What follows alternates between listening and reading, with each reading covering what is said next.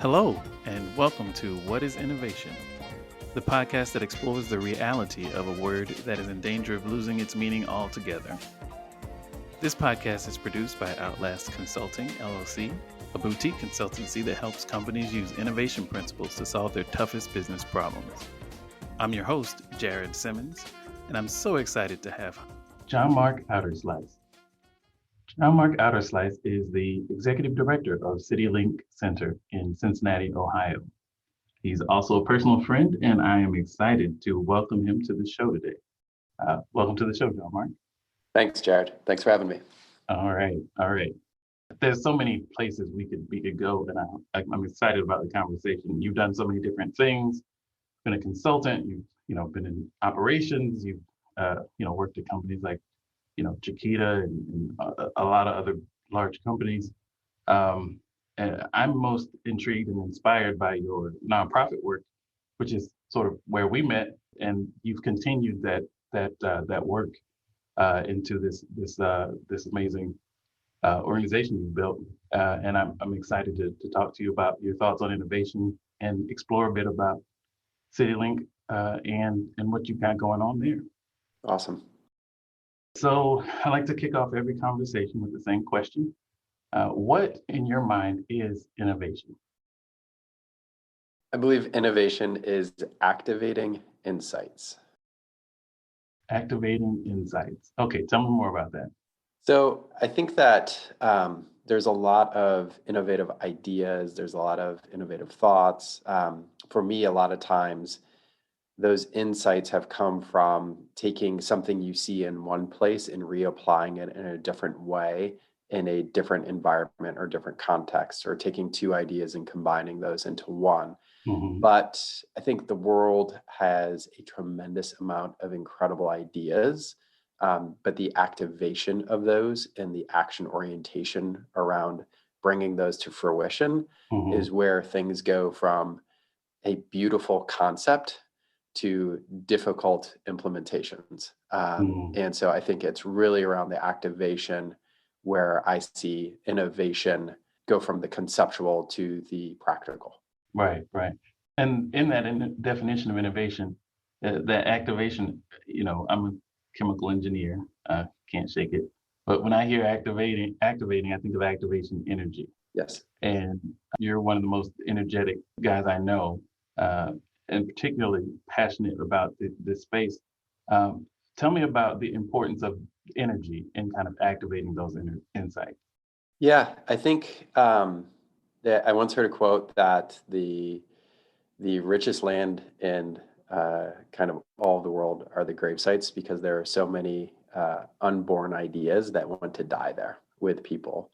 And so I think one of the things that I've seen in my life, in a large part in the organization that we met at Get Back Cincinnati, in other areas, is a lot of times people either are overwhelmed by the complexity of a challenge that they're faced with, or are thinking at a scale which is just kind of very personal. And I think that there is a really unique space where you can see a opportunity. And what I've been really fortunate to be a part of is when you have a group of people come together, you can actually see large scale ideas take shape and come to fruition, and then continue to evolve and unfold in amazing ways. But if it just stays an idea in your head, to me, that's a great idea, but it's not innovative because it hasn't, like the rubber hasn't met the road. Right. Now, you and I have traveled the world together. We've built houses on multiple continents together. I'm thinking in particular about a specific day in the hot sun in Chechire, Ghana, where my body was saying, it's time to stop. We've moved enough bricks. We've shoveled enough, and there, you have a way of kind of convincing people to do a bit more, to be a bit more, to push yourself a little harder and a little farther than you think you can in service of a broader goal. And I think that aspect of innovation, the being able to not just activate insights to drive outcomes for, with your own direct impact, with your own direct effort, but being able to inspire that energy in others, I think is something you uniquely have a gift at. I was still tired and I was not super happy until at the end of the day. But I definitely did more than I thought I could, and I was happy with the outcome that we were able to create for the family. Yeah. Well, thanks for saying that. My wife jokes that I consistently underestimate the time and effort to achieve things. Yeah. And so I'm either naive or an optimist, but I think that especially with groups, there's an incredible capacity there that just needs to give, if you give a little structure, just incredible things can happen. And we saw that, when Charlie Hall, who leads a water company here in town, kind of kept surfacing this idea of like, hey, what if you guys did a Thanksgiving meal? Seen it down in San Antonio, and I think you guys should do that. And finally, we just said like, great, let's do it, right? And so we launched Fall Feast the first year. It was great. Carson Palmer came and served. I think we had about 300 guests in the Belden Bell Center. And then because we took that first step, a friend at Duke Energy Center, Justin, said, would you guys want to host that here, right? And so us taking that first step of seeing like, we can do this, and it's not going to be perfect, and it's not going to be, this polished experience, but we want to do something, led to that now being the largest kind of meal where people from different parts of our community come together to give thanks at Duke Energy Center. And they're routinely serving over 5,000 people with a suite of now healthcare services, clothes that are available, wellness checks, haircuts, and all these things that the next generations of leaders have added on. But none of that would have been possible if that first group didn't take action, and if Charlie didn't have that idea and wasn't willing to put his own kind of skin in the game to make that happen. So I'm just a big believer in taking that first step in kind of moving forward. Wow. I remember the first Fall Feast. I did not realize it had grown to that magnitude. So I'm a little stunned and really excited to hear that, because it was a very small group that literally was putting up flyers and putting prints on the sidewalk to, lead people to this. I remember those nights. And in the complaints from the city manager. Yeah, exactly. Hey, to clarify, it was spray chalk, not spray paint that we were using. You want to make an omelet, you're gonna break some eggs. Exactly. So yeah, no, that's a great example of kind of getting the ball rolling, that inertia, and letting it roll downhill. That's amazing. And one thing that I don't know if you experience with music, but I am a hack woodworker and welder. Mm-hmm. And there is this moment of resistance internally I face when finishing a project or product, because when it's conceptual, it's perfect, right? Mm-hmm. And it is beautiful, and it's going to function perfectly, and it's conceptual. And I found when I started building furniture that I would get to the point where I literally have all the cuts made and all the materials there, and I'm ready for final assembly. And I found myself like pausing and like not putting the kind of final assembly in place. And I had to like understand and confront what was happening. And I think the reality is, with everything I've ever built, I see all of the flaws once it's complete. Mm-hmm. And once you put it out in public, which just for me means my house, but I walk by and I can see like, that table leg is slightly off, or like, oh, wow, there's a gap in that tabletop. And when it's conceptual, it's perfect, right? Mm-hmm. And you can think and talk about like, oh yeah, I'm going to build this tabletop and it's going to be beautiful and blah, blah, blah, blah, blah. Once it's made, all of the flaws of your creation are put out there. And so one of the things I've had to overcome is not letting perfection, the pursuit of new creations, new creativity, new ventures or new programs, Mm-hmm. and recognize that we're going to put something out, and it's not going to be perfect, but it's going to be a start, and we can build from there. Mm. Yeah, well said. Well said. Thinking about the table in your house, I cannot imagine walking past that and seeing a flaw. It's just a stunning piece of art. When I look at it, I see the wood grain, the texture, the curves, the lines, the shapes, and I just can't even imagine even trying to find a fault in it. But the way I can relate to what you're saying perfect example is through music. My challenge with music is kind of the opposite. It's that it's gone. Like when you're doing live music, when you're in front of an audience, that note, you can't go back and fix that note or that word, the lyric or the key that you missed, the chord that you played incorrectly. It's out there and you can't back the train up and unsing it or unplay it. Yeah. So I'm hearing my mistakes while I'm still moving on to the next thing.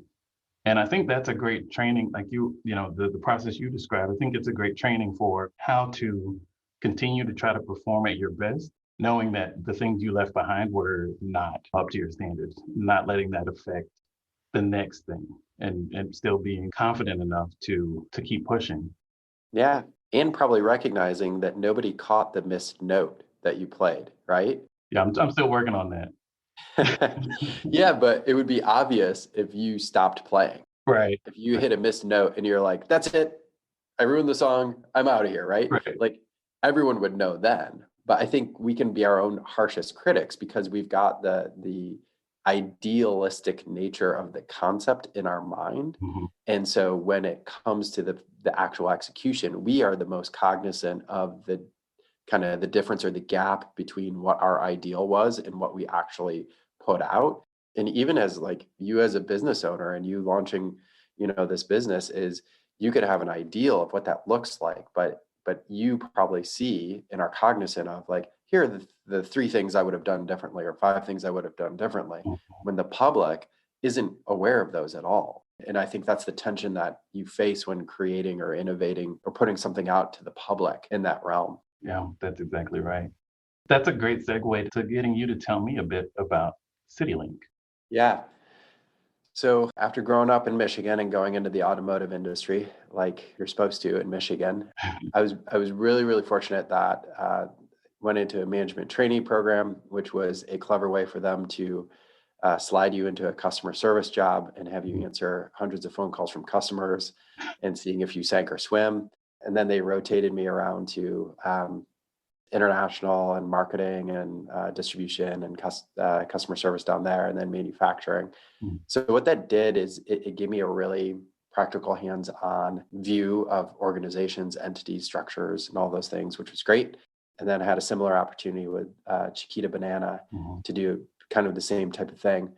And there was this tension that I felt from college through my career, which was how can I continue to kind of make an impact within the communities I'm a part of?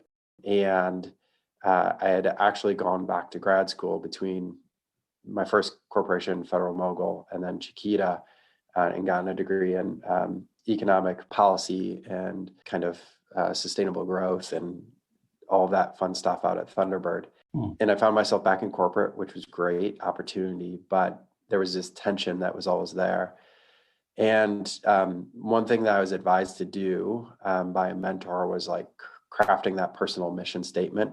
And when I looked at my experiences and everything else, it was really clear that I felt as if for me, God had created me to create large scale approaches to social challenges. Mm. And in my mind, based off of my work with Chiquita and, the stuff that we did together, going around the world, I thought that was going to be an international development. And after Katrina, went with our friend Joe and worked on the rebuilding there and felt like there was a calling for our church to go there. Threw out a crazy idea. I think this is another part of like the innovators journey of like, you have this desire to be on the opposite spectrum of the emotional kind of challenge that you may be facing. So I went to this big church that we're a part of and said like, hey, we're supposed to bring 300 people to New Orleans to help rebuild next year. And they were a little, understandably skeptical of like, can you really pull that off? And I was like, no problem at all. We've got a group of friends. They're going to help do this. It's super easy. Tell us to, go and we'll flip the switch. So 6 months later, they're like, okay, do it. And I was like, oh gosh, this is going to be hard. And so through that, I got to know them. And we were able to bring Cincinnati, I think over 2,000 people down to help rebuild New Orleans.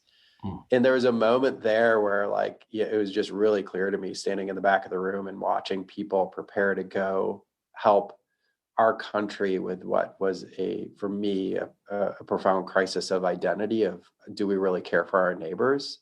And do we really uphold and uplift all members of our community in the same way? And we got to see kind of an incredible partnership form with a really inspiring Pastor Luter down in New Orleans. And through all that, I was just reminded of wow, given the chance and given the support from friends and family and others, really incredible things are possible. And so I was approached to see about leading Citylink Center. And quite honestly, I was kind of like, oh, you got the wrong guy. I'm supposed to go international. Then I looked, and it was an opportunity to launch a large scale approach to a persistent challenge of generational poverty in our city. And it lined up with everything that I had said I wanted to be a part of. And our church was going to put $10 million into creating this center. Wow. And I was very naive, having never worked in social services or human services. And I think the benefit that we had is we were starting from scratch. And we just came forward and said, at the time, we're going to address the challenges that our neighbors face with a very complex system of support for individuals with very little time and money to navigate. And we're going to attempt to resolve the tension that really good social service providers feel of trying to stay in their core competency of maybe financial education or mental health or childcare, and recognizing the folks that they're working with are holistic people who have different aspects of their life that may affect them in different ways and have spillover effects, positive or negative. Right. And so we created this model, which essentially co-locates a bunch of agencies in one place. It integrates it, so it creates a client-centered experience where a client walks through our doors and they have one conversation, one person that they work with to help navigate them to the different services to achieve the goals that they've set for themselves. And then we mobilize volunteers to walk alongside them in the process. And so what we unintentionally created was a incredible longitudinal correlated data set to help us really understand what's occurring in our clients' lives and then use that to drive continuous improvement. So it's been a journey of just continued learning, which has been exciting. Right. That is exciting. It's the definition of innovation. It's your definition of innovation. Activated this organization based on these insights, and it's a continuous process of continuing to bring energy to turn these insights into impact within the community. Just for people who may not be familiar, basically these are folks who would normally have to go to 7 or 8 different municipal or federal programs to 7 or 8 different places and 7 or 8 different conversations. You've not only co-located it, but you've created a through line to give it almost a narrative walk for folks. Yeah.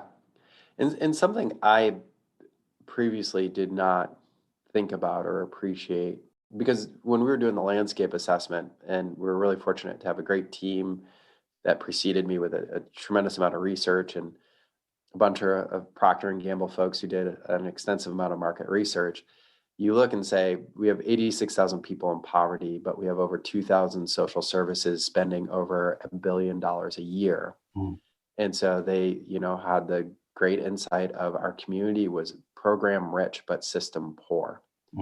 And the insight that I think everyone can relate to is we're asking individuals to go from place to place, walk into strangers and say, this is why I need your help.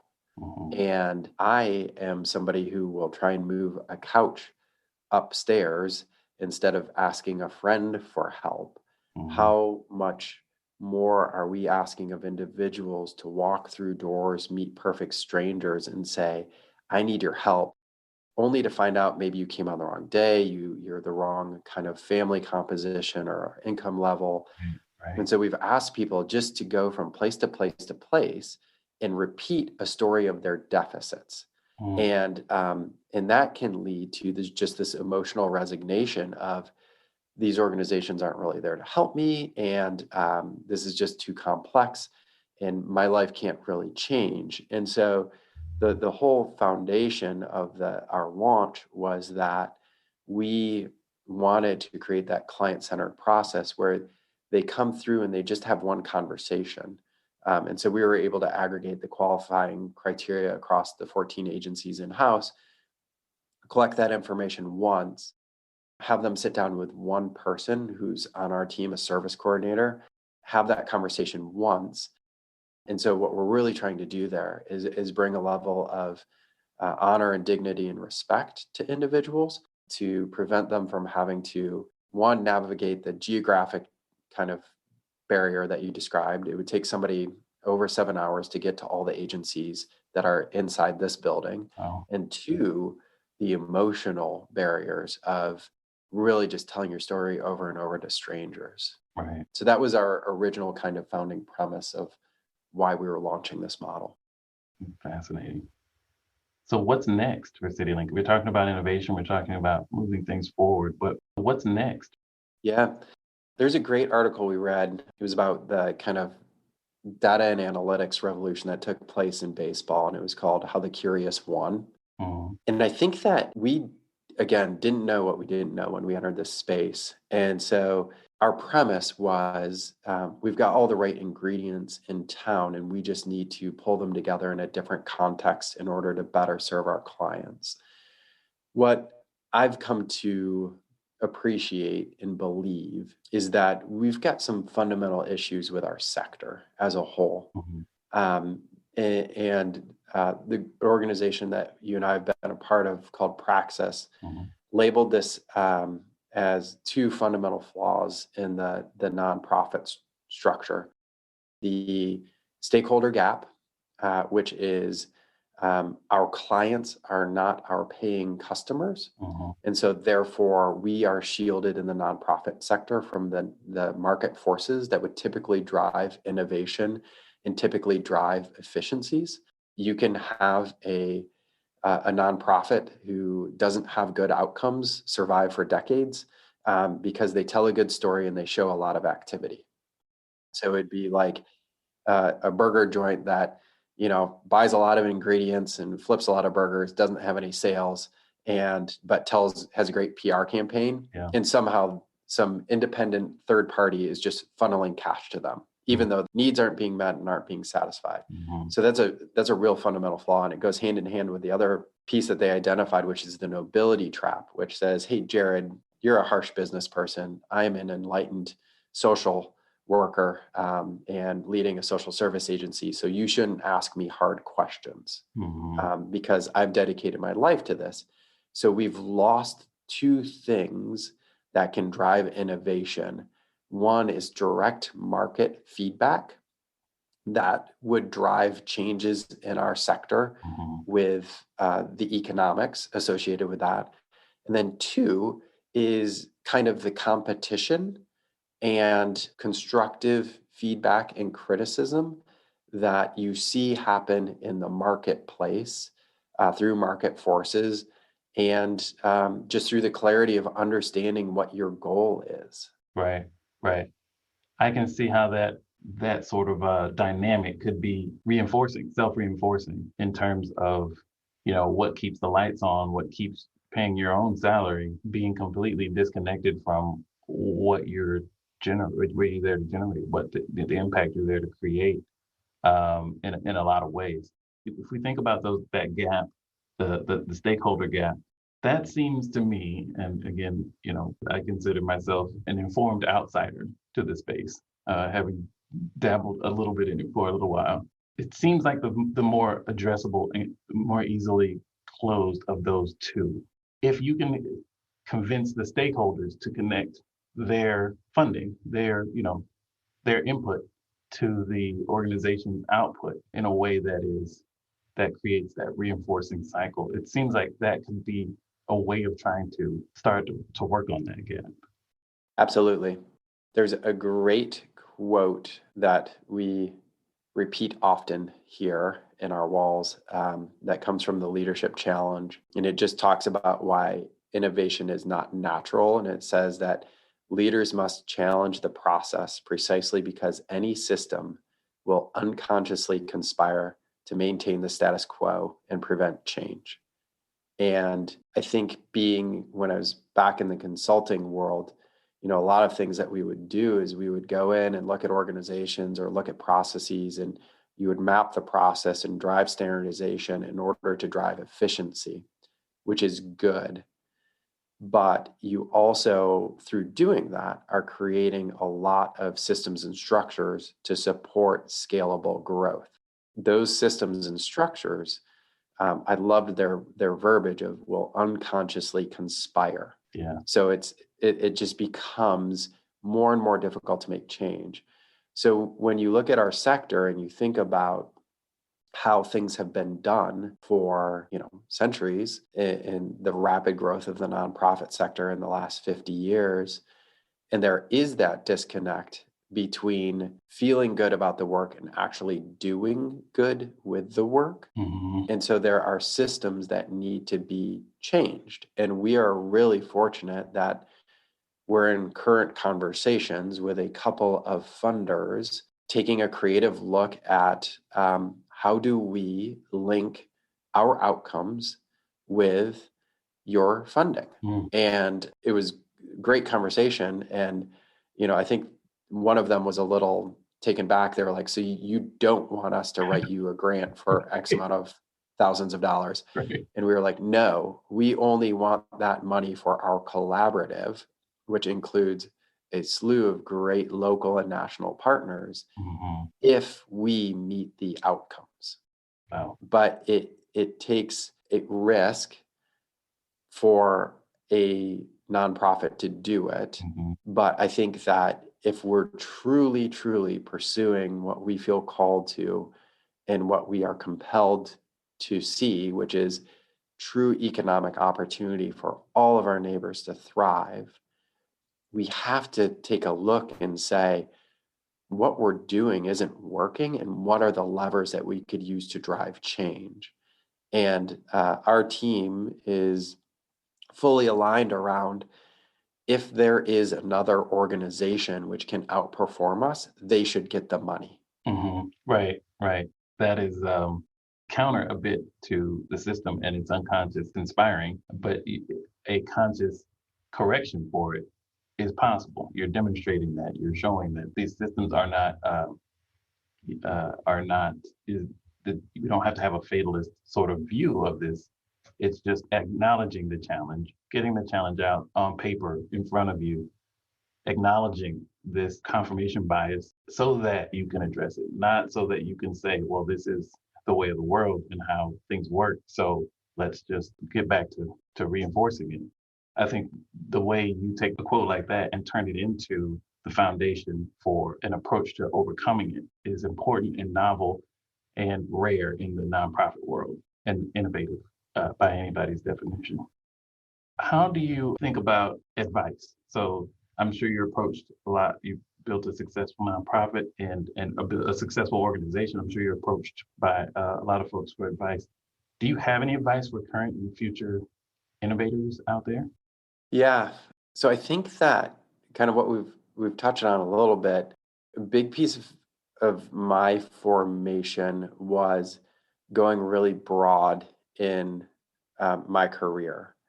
And I can't say that I loved every stint that I had, but I can really recognize how every stint has informed a broader view of organizations and structures that has allowed me to reapply distinct pieces in different areas. Mhm. And I think we kind of as a society or in the business sector, or certainly in the nonprofit sector, we sometimes focus solely on specialization.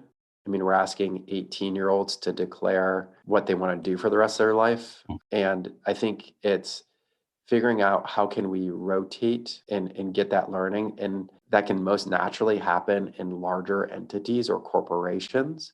And so like taking that opportunity, and I joke about it now, but I was getting paid as a 22-year-old to learn from a really large organization. And so just going broad early on and having hobbies that make you think about things in different ways, exposing yourself to different individuals from different areas and challenging the ways that you think about things. All of those have helped me reapply different things that I've seen in a new context within the social service field. Mhm. Yeah, I can imagine that helps you connect the dots a little differently from someone who might have taken a more specialized view or walk through their career. Thank you for that. Yeah. Yeah, yeah, it's personally helpful. And I'm sure it'll be helpful to, to others. Yeah. Thank you for your time, John Mark. I really appreciate you joining us. I know you're busy and the organization is growing and there's a lot of great things happening. And I'm personally excited as a friend for your success and generally inspired as a business person by your success as well. And so thanks for taking the time to talk to us. That's awesome. Thanks, Jared. And thank you for all of the years that you have built into me and challenged my thinking and challenged me to think more broadly about whatever I'm involved in. I deeply appreciate that as well. All right. Take care.